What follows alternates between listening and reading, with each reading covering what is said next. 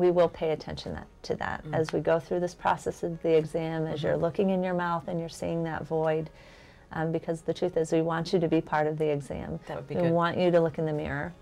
We want you to tell us what's comfortable, what's not, as you're seeing those large fillings you talked about. Whatever is a concern, whatever you want us to focus, micro-focus, we'll do that with you. That'd be great. That'd be great. It is a But also know, if it's too much, you can let us know. Okay. And if you want us to pull back, and if you don't want to see, that's okay too. Okay, good. Okay. That's comfortable. Very comforting. Now you talk about being a singer. Tell me more about that. Tell me about how you think this will impact you, what your lifestyle's like. Being a singer obviously is very demanding, and of course being on the level that I'm at, I'm a professional singer, but I'm not famous, so of course, you know, that's a whole different celebrity status. I think gives you a lot more access to whatever you might need. But at this level, you still have to be as professional as possible, but of course you have to be a little more concerned with your choices. So I'm trying to be as professional as possible and as healthy as possible, keeping my singing and my profession going as smoothly as it can. Okay. Great. And of course my mouth, being a singer, is the primary focal point. Good. And we'll keep that the primary focal point. Great. That's great. Sandy, you said if you had access, that you are a professional singer, but you're not a famous singer. I guess I'm not clear what you mean by that. Well, I know that a lot of these procedures are financially usually quite costly, so that is also a concern, but I do still want to be in very good dental health. Okay.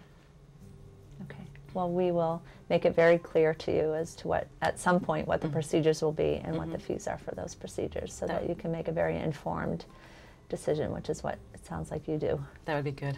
Thank you. What else do you want from us as we're going through the examination? You mentioned whiter teeth on the telephone. What else do you have in mind? Well, I just want overall good dental health. My mother always said, be true to your teeth or they'll be false to you. So I think it's important. And I find, having gone through this one situation, how amazingly affected you are by something going on with your teeth. Okay. Okay, so we'll look at your restorations. We'll look at the color of your teeth. We'll definitely look at that void that you have. More? Oh, I did have a dentist mention probably a year or so ago that I do have some recession of the gums. So he did talk about grafting.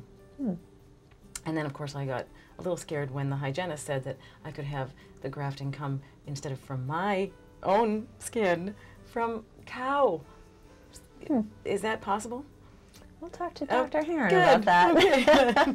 Okay. From, I guess she said, a bovine type of graft. Yeah.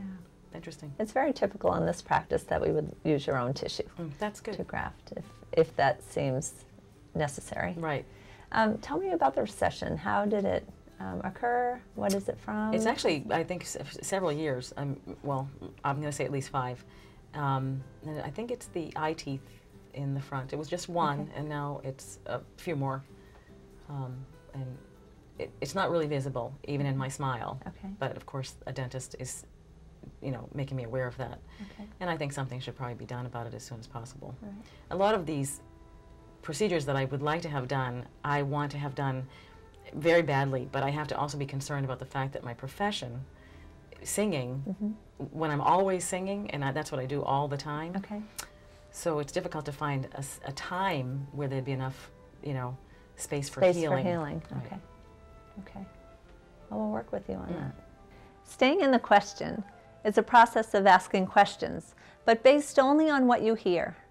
Do you see how staying in the question with Sandy allows me to gather more and more insights?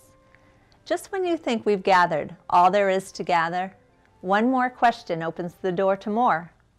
Keep listening as you enjoy this process with Sandy. Going back to the recession, did the hygienist or the doctor talk to you about how it occurred?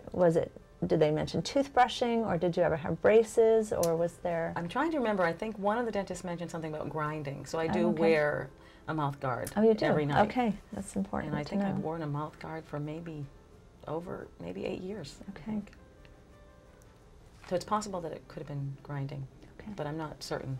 Now, did they work in checking your bite before they made that guard? How did they? They did. How did they come Yeah. to decide that? They did. Okay. And actually, one dentist that came in and consulted mentioned that possibly I'd benefit from braces, Okay. but that it was not, you know, detrimental. I mean, it wasn't something that was really pressing. Okay.